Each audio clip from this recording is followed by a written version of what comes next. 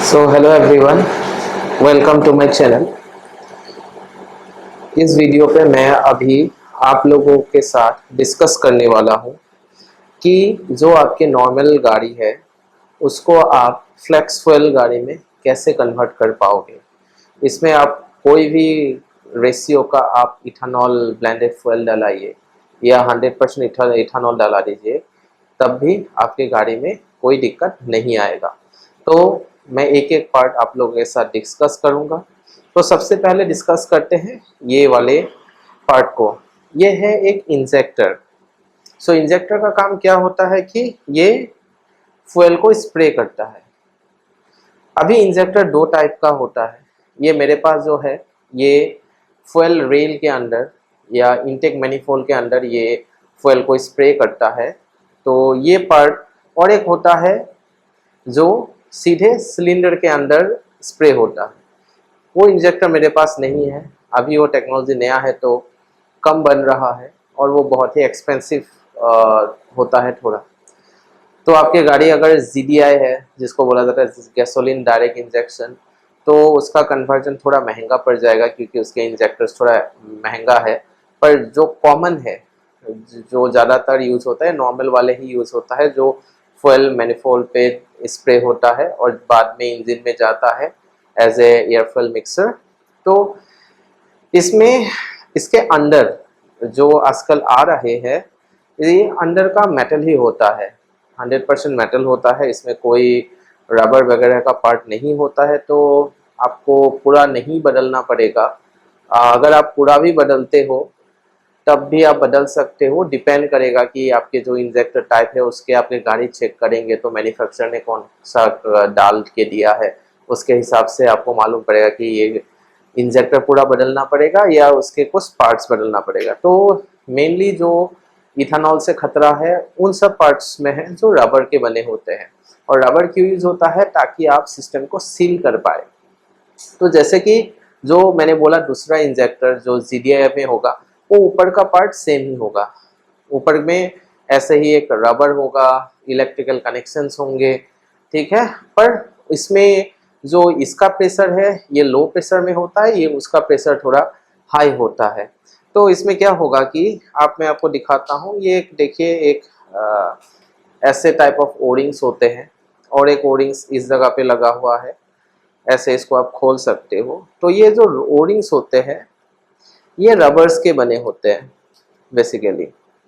तो ये भी देख सकते हैं, एक बहुत ही पुराना टाइप ऑफ ओरिंग्स है, ये कॉमन है। पर हाँ, ये आपको ये जैसे जो रबर के पार्ट है आप लोगों को ये बदलना है, क्योंकि ये सब पार्ट ही क्या होता है कि इथेनॉल के डायरेक्ट कांटेक्ट में आएंगे।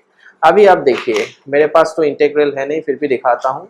ऐसे ही वो इंटेग्रल के अंदर जाते हैं, तो जब ये अंदर जाएंगे तो इसको भी सील करना होता है, तो इधर भी एक रबर पार्ट होंगे, तो आपको उस पार्ट को भी बदलना पड़ेगा क्योंकि ये बहुत ही पुराना इंजेक्टर है। देख सकते हैं ये प्लास्टिक के है। तो मैं अगर आज के डेट में नया गाड़ी आ रहा है और अगर आप उसके स्पेसिफिकेशन चेक करेंगे, अगर वो इथानॉल कॉम्पिटेबल है अंदर से और बाहर सिर्फ रबर पार्ट है, अगर आप उस रबर पार्ट को कम्पिटेबल मटेरियल से आप रिप्लेस कर देंगे तो इंजेक्टर आपका बच जाएगा। हाँ, अगर सिर्फ रबर बदलना है तो मे बी वो पर इंजेक्टर मैं अगर परचेज की बात करूँ तो 5-10 रुपये का सामान ही होगा। पर क्योंकि आप इंस्टॉल कराएंगे तो और आप रिटेल खरीदेंगे तो मे बी इसके रबर पार्ट 50 रुपये तक आएंगे। हाँ, पर अगर आपको इंजेक्टर्स बदलना है, आपके गाड़ी में 3 या 4 इंजेक्टर्स ही होते हैं जो ज़्यादातर गाड़ी है। जो टाटा की गाड़ी है उसमें मैक्सिमम जो 1200 सीसी का गाड़ी है, इवन जो नेक्सॉन तक जो 1200 सीसी का ही है, उसमें सिर्फ 3 सिलेंडर वाले हैं, तो सिर्फ 3 इंजेक्टर्स ही आपको ज़रूरत पड़ेंगे। अगर आप उसके ऊपर वाले वेरिएंट पे जाते हो, उसमें 4 सिलेंडर इंजन आते हैं, ज़्यादातर 3-4 सिलेंडर का ही गाड़ी होते हैं, तो 3 से 4 इंजेक्टर आपको खरीदने पड़ेंगे। तो एक इंजेक्टर का प्राइस 2000, 2500। आप अगर थर्ड पार्टी खरीदोगे, आफ्टर मार्केट खरीदोगे तो 1000-1500 का भी आता है। तो कंपनी के ऊपर डिपेंड करेगा वो आपसे कितना चार्ज करना चाहता है। पर हाँ, इन जनरल अभी अगर कन्वर्जन किट की बात करूँ तो ये सब चीज़ें थर्ड पार्टी में अवेलेबल होगा, नॉर्मल दुकानों पे भी अवेलेबल होगा। आपको सिर्फ किट लेना पड़ेगा और आप कोई अच्छा मैकेनिक देख के आप गाड़ी में इंस्टॉल कराएंगे। तो ये हो गया इंजेक्टर। मैंने बोला दो टाइप ऑफ इंजेक्टर है, ये थोड़ा सस्ता वाला इंजेक्टर है, ये जो रेल या इंटेक मैनिफोल्ड में स्प्रे होता है, और एक होता है जो सिलेंडर के अंदर, वो थोड़ा महंगे इंजेक्टर होते हैं, वो 10-12 हज़ार का भी हो सकता है। मैंने इतना उसमें प्राइसेस अभी देखा नहीं है, क्योंकि वो थोड़ा इंडिया के लिए नया टेक्नोलॉजी है, बहुत कम गाड़ियाँ उस टेक्नोलॉजी में आ रहे हैं, तो वो में भी थोड़ा एक्सपेंसिव हो सकता है। तो ये इंजेक्टर की बात किया, तो इंजेक्टर में जितने भी रबर पार्ट है चेंज होंगे, या पूरा इंजेक्टर आपके चेंज होंगे। उसके बाद आते हैं रेगुलेटर। तो ये होता है एक रेगुलेटर, ये है इनलाइन, ये जो रेल में होता है, फ्यूल रेल में होता है, ये एक रेगुलेटर है। ये क्या करता है कि आपके पेट्रोल के जो प्रेशर है इंजेक्टर में, ठीक है, और उसको मेंटेन करने के लिए ये एक रेगुलेटर है। ये वैक्यूम ड्रिवन है, मतलब ये जो आपके मैनिफोल्ड के जो भी प्रेशर होगा, इधर एक लाइन होते हैं प्रेशर के हिसाब से, इसके अंदर एक वाल्व है, एक स्प्रिंग है, और एक रबर डायफ्राम भी है जो पुश और पुल में काम करते हैं। पर अगर हाँ, इसके अंदर में अगर कोई रबर पार्ट है तो ये खराब हो सकता है, तो इसको भी आपको बदलना पड़ेगा। इसमें देखिए इधर भी एक रबर गैस्केट है, इस जगह पे रबर गैस्केट है, इसके अंदर भी अगर रबर जैसे पार्ट होंगे तो ये आपको बदलना पड़ेगा। इसका मैं प्राइस बोलूँ तो इन जनरल ये भी 1000-1200 का सामान है, मे बी फ्लेक्स फ्यूल में किट में थोड़ा महंगे आ सकते हैं। तो ये एक ही आता है। और एक एक देखिए, ये मैंने बोला इनलाइन, और कभी कभी ये एक जो इसके रिटर्न लाइन है, ये एक फ्यूल पंप है, इसमें जो ये इंजेक्टर, ये देख सकते हैं ये लाइन बना हुआ है, ये इंजेक्टर पे या फ्यूल रेल तक जाता है, और इस ये रेगुलेटर के थ्रू क्या होता है वापस आता है।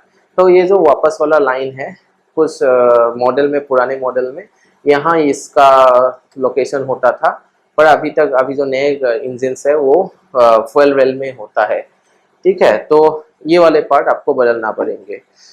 इसके बाद आते हैं ये जो आपके गाड़ी के जो कैप है, फ्यूल कैप, इसमें भी देखिए एक रबर जैसा कुछ सामान है, बाकी तो प्लास्टिक है। ये रबर वाला जो ये ओरिंग इधर भी है, एक ओरिंग, ये थोड़ा एक बड़ा ओरिंग है। हाँ, ये वाले पार्ट को भी आपको बदलना पड़ेगा। तो ये वाला जो आपके फ्यूल कैप है, ये वाला ओरिंग आपको बदलने पड़ेंगे, तो ये भी यूज हो पाएगा। हाँ, पर एक बात है, ये प्लास्टिक के है, तो आपको ये भी देखना पड़ेगा, जो प्लास्टिक है ये अगर इथेनॉल कंपैटिबल है तो कोई दिक्कत नहीं है, सिर्फ रबर बदलने से हो जाएगा। पर अगर ये पार्ट इथेनॉल कंपैटिबल नहीं है तो आपको ये भी बदलना पड़ सकता है। अगर ये हाई डेंसिटी पॉलीप्रोपिलीन से या पॉलीयूरेथेन है तो मे बी बदलना नहीं पड़ेगा, पर अदर प्लास्टिक्स है तो बदलना पड़ सकता है। तो इसके बाद आ जाता है और एक पार्ट, इसको बोला जाता है पर्स बल्ब। इसका काम क्या है कि आपके फ्यूल टैंक में जो वेपर होता है, तो वेपर को जो क्योंकि ये हाइड्रोकार्बन है, वो एयर पोल्यूशन करता है, तो BS4 में एक नॉर्म्स आया था कि आपको उस वेपर को भी क्या करना है, कहीं स्टोर करना है और बाद में इंजन में पहुंचाना है। तो जो भी आपके वेपर्स होते हैं, एक कैनिस्टर होते हैं, वहाँ स्टोर किया जाता है और उसको कंडेंस किया जाता है। तो कंडेंस होने के बाद ये ईसीयू के ऊपर डिपेंड है, ये कभी कभी आपके इस वेल्व को ओपन कर देता है। ये वेल्व डायरेक्ट ओपन नहीं होता है, ये मतलब एक ऑन होगा ऑफ होगा, ऑन होगा ऑफ होगा, मतलब एक कंस्टेंट ओपन नहीं है, ऑफ ऑन सिस्टम में चलता है। ये ईसीयू इसको फंक्शन देता है या सिग्नल देता है, तब ये ऑफ ऑन होता है। तो ये पार्ट, हाँ, ये पार्ट भी इसके अंदर एक सोलेनॉइड वाल्व है, ये भी आपको बदलना पड़ सकता है। ये भी देखिए, कंपनी बनाने का खर्चा तो हर कोई पार्ट का बहुत कम होता है, पर मार्केटिंग और other research and development in सब लगा के थोड़ा महंगा होगा, तो ये भी आपको 500, 1000, 2000 के अंदर मिल जाएगा। तो मैंने आपको बताया। इसके बाद आता है जो आजकल ज़्यादा कंप्लेंट्स आ रहा है, इसी पार्ट का आ रहा है। ये है fuel pump. Fuel pump basically एक ऐसे रहते हैं, मैंने इसको थोड़ा खोला है दिखाने के लिए आप लोगों को। तो इसके अंदर आप लोग देख सकते हो एक मोटर है, ये है मेन पार्ट। मैं अगर आप लोगों को दिखा पाऊँ तो ये है इसका फ्यूल पंप। तो जो ज़्यादातर खराब हो रहा है तो ये वाला जो पार्ट है ये खराब हो रहा है। और देखिए इसमें कुछ लाइनें हैं ये वाले, ठीक है, ये जो पाइप्स है इसको भी आपको क्या करना पड़ेगा, बदलना पड़ेगा। तो ये रिपेयर करने से अच्छा है जो फ्लेक्स फ्यूल कंपैटिबल वाले हैं, जैसे नॉर्मली ये 5000 तक का, 2 से 5000 के बीच में डिपेंड करता है कौन सी गाड़ी है। अगर कुछ मॉडल्स में ये मे भी 10-12 हज़ार का भी होगा, पर हाँ पर अगर आप आफ्टर मार्केट लेते हो वही वाला बात है। फ्लेक्स फ्यूल में तो ये 5-6 हज़ार में मिल जाएगा, डीलर वाले तो ज़्यादा ही लेते हैं। देखते हैं अभी क्या सीनरी है, गवर्नमेंट क्या कर रहा है या बाकी जो मैन्युफैक्चर कंपनी है वो क्या कर रहा है। तो ये वाले जो पार्ट है ये पूरा बदलना पड़ सकता है। हाँ प्लास्टिक, ये देखिए प्लास्टिक का है, पर अगर ये इथेनॉल कंपैटिबल है, जो पुरानी गाड़ी है तब मैन्युफैक्चरर ने सिर्फ पेट्रोल में ही ध्यान लगाया था, तो मे बी ये इथेनॉल के साथ रिएक्ट कर जाएगा प्लास्टिक भी। जो आपको पूरा बदलना पड़ सकता है। तो क्या बदलना है, ये आपके फ्यूल पंप हो गया, फ्यूल नॉब है जिससे आप फ्यूल डलवाते हो, ये हो गया आपके पार्ट्स वेल्व। ये आपके इंजेक्टर्स कभी 3 होंगे कभी 4 होंगे, जो इंडिया में ज़्यादातर गाड़ी 3 या 4 ही होता है इसमें। ये हो गया रेगुलेटर, ये फ्यूल रेल वाला मैं आपको दिखा रहा हूँ, और एक होता है जो इसके अंदर इनबिल्ट होता है। आजकल नए मॉडल में यही आ रहा है, पुराने मॉडल में ये इधर होता था रिटर्न लाइन में। तो ये 4 पार्ट्स हो गए। हाँ इसके बाद ये देखिए और कुछ सामान मैं आपको दिखा रहा हूँ। ये एक नॉर्मल पाइप है जो यहाँ से ये यहाँ कनेक्ट होता है, ओके, ये यहाँ से कनेक्ट होके ये एक 2 पाइप होते हैं, एक जो रिटर्न आता है ये वेल्व के थ्रू होके, और एक होता है जो इधर कनेक्ट होता है वो इंजेक्टर्स और इसके पास जाता है, मतलब फ्यूल वेल के पास जाता है। तो ये जो पाइप है, तो ये जो पाइप है मैं ऑलरेडी एक वीडियो बनाया था अपने लेक्चर सीरीज में कि ये जो पाइप है ये जो आरओ वाले पाइप जैसा ही है, और आरओ वाले पाइप इथेनॉल के लिए कंपैटिबल है। मैंने 1-2 पेपर पढ़ा था, रिसर्च पेपर, और उसमें मैंने देखा था और मैंने खुद भी ट्राई किया। मैं भी एक मटेरियल साइंस का ही रिसर्चर हूँ, तो मैं उसी में काम कर रहा हूँ। तो मैंने ट्राई किया था ऐसे ही एक आरओ पाइप को 1 हफ्ता इथेनॉल 100% इथेनॉल में डुबा के रखने के लिए, और वो कंपैटिबल था। तो वो वाला पाइप, हाँ, और इथेनॉल के पाइप भी बहुत हाई प्रेशर झेल सकता है। तो वो वाला पाइप भी आपको क्या करना है, बदलना पड़ सकता है। तो ये पाइप अगर कंपैटिबल है नहीं बदलना पड़ेगा, अगर कंपैटिबल नहीं है तो बदलना पड़ेगा। अगर ये कंपैटिबल है पर आप इस जगह में देखोगे ये जो से दूसरे पाइप ऐसे जाके ये कनेक्ट होता है। अगर ये कनेक्ट होता है तो इसको सील करने के लिए यहाँ एक रबर के सेम इसके जैसे ये वाला पार्ट जो मैंने आपको दिखाया था, ऐसे ऐसे वाला एक अंदर एक ओरिंग है, उस ओरिंग को आपको क्या करना है, बदलना है। तो ये फुल्ली आपके कंपैटिबल हो जाएंगे। अभी देखिए और 2-3 चीज जो मैं आपको बताने वाला हूँ कि जैसे आप पेट्रोल डलवाया, ये वाले जो पेट्रोल और टैंक के बीच में कुछ हॉजेस होते हैं, कुछ हॉजेस रबर के होते हैं या कुछ मेटल का होगा तो कोई दिक्कत नहीं, पर मेटल का होता नहीं इन जनरल, वो कुछ रबर जैसे लाइट वेट मटेरियल का ही कंपनी प्रीफर करते हैं देने के लिए। उस मटेरियल को आपको रिप्लेस करना पड़ेगा।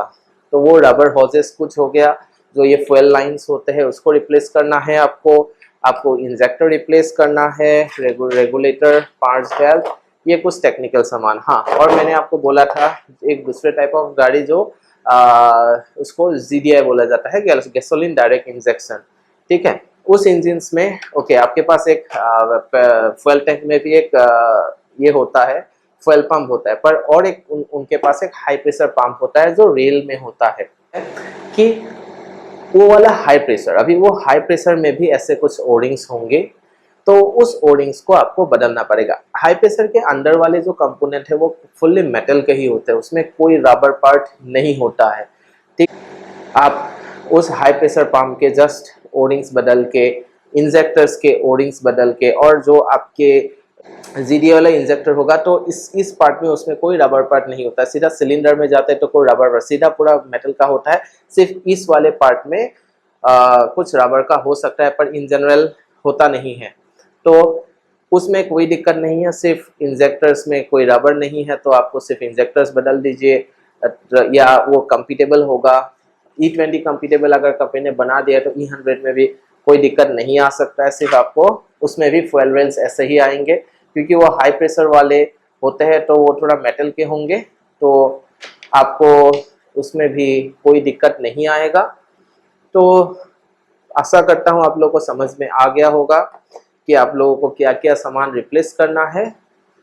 तो thank you for watching the video, और मेरे चैनल को प्लीज़ सब्सक्राइब कर दीजिए और इस वीडियो को लाइक और शेयर ज़रूर कर दीजिए, ताकि जो भी इथेनॉल के वजह से जो भी लोगों को दिक्कतें आ रहा है या लोग कंफ्यूज हो रहे हैं या जो भी डाउट है वो क्लियर हो पाए। मैं एक चीज़ मिस कर गया था, जो आपके पेट्रोल टैंक है उसको भी आपको रिप्लेस करना पड़ सकता है। तो वीडियो में बने रहने के लिए धन्यवाद। Thank you.